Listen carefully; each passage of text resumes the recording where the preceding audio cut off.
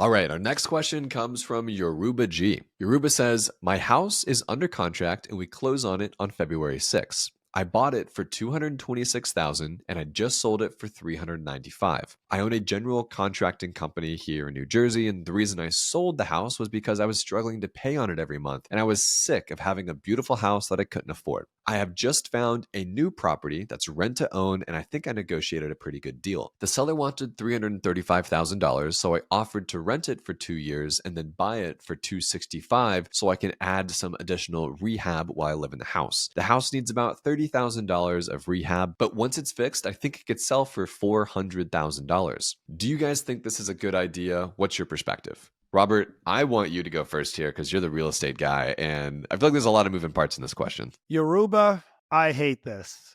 I got to tell you, it just doesn't make sense to me. You say you bought a house and it's a beautiful home for $226,000 and you're selling it for $395,000 because you hated the payment and hated being house broke. But then you tell us that you're going to rent a house that is of a greater value, base value, than the house you're selling. So I don't understand, how are you gaining anything financially in this instance, assuming that the rental payment on the $265,000 is going to be equal or greater to the house you already own. So I'm really confused here, but let's assume that you have found a way to make financial sense for you and you want to do this deal, then so be it. If you feel the upside potential on this new deal is better than your current house, then go for it. But I don't see an advantage to get you out of this keeping up with the Joneses house broke scenario of doing this new deal. I would rather see you pocket that money, let's say that $175,000, let's say after closing costs and everything, it's 160 grand. I'd rather see you take that 160 grand, get 100 of it invested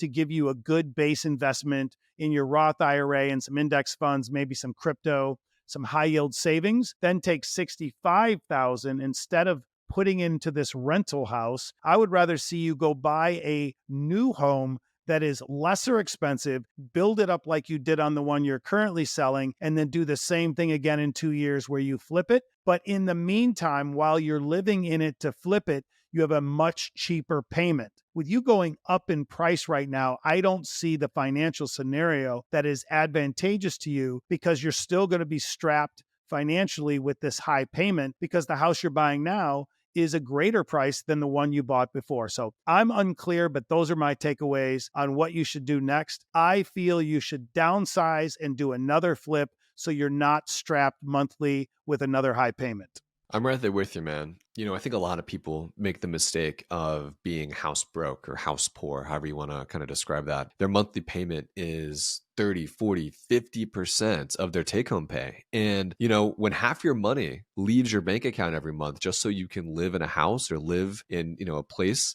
like, that's very, very expensive, right? You want your money working for you as hard as you work to earn it. Something, a Robism that I have adopted. And you can't do that when it's just going to interest to pay off your mortgage, right? That's not how that works. So I would totally take this 160 grand that Robert laid out, put 100,000 of it into the markets, right? Build that 100,000 base that our previous listener was trying so hard to build herself. You have that base now given to you as a present because you were so strategic in the house you bought for 226. Take the 100K, put it into the markets, get started that way. And to Robert's point, take this other 60 grand or something. If you love fixing houses up and you think that's like your little thing that is really, really good for you, lean in on that. That's totally fine. But do it in a way that makes financial sense for you every single month, right? Don't go out and buy another big house for 300, 265, whatever this new number is, that might be a bigger payment than what you were before. Take the 65 grand and maybe do what Robert was talking about before. Use that 5% Fannie Mae down payment program, buy a duplex, live in one side, fix up the other side, rent that out, and then fix up your side, rent that out. And then now you have two cash flowing properties that you could probably sell from when you paid for. I mean, that's how I would do this. I don't know about this rent to own stuff. Robert, what is rent to own? Can you explain that to me? Yeah, a lot of times what you can do is you can find somebody that'll do a land contract where you say, hey, I really want to buy this property. It's just owner financing, just another version of owner financing, where you say, okay, this house is $300,000. I'll give you the $300,000, but I want you to carry the mortgage for 5 years. I'll give you 5% down. You carry the mortgage for 5 years. I pay X amount of payment. that goes towards the payoff in this land contract. And then at the end of the 5 years, by then you could spin it off into a traditional mortgage. That's a lot of how it works generally. His version here is a little bit different because it kind of doesn't make sense where they're going to rent to own, but then they're going to get a Fannie Mae loan. They don't even know yet what the best program is going to be 2 years down the road. But this question is great because what it does is it kind of illustrates our lives full circle back from grade school when we hated math and we were in fourth grade and we're like, math is stupid. Why do I have to learn math? And then you realize when you become an adult and you're trying to create financial freedom, you're trying to open your businesses, you're trying to really understand and be financially literate, that everything is math. Everything is calculated ROI of what is the best long-term decision for myself and my family. So it's just really important for everyone to gain more and more financial knowledge. And that's why I appreciate everyone that follows along on their financial journey with us here at the Rich Habits Podcast and the Rich Habits brand. But yes, very important to understand the math of this and the ROI. So that's my takeaway for Yaruba here. Really good question, man. We very much appreciate it. And we're not trying to, crucify you here. We're just trying to share in real time our thoughts, our ideas, our actions, what we would do if we were in your shoes with the same amount of money. And I think Robert and I laid it out pretty clear.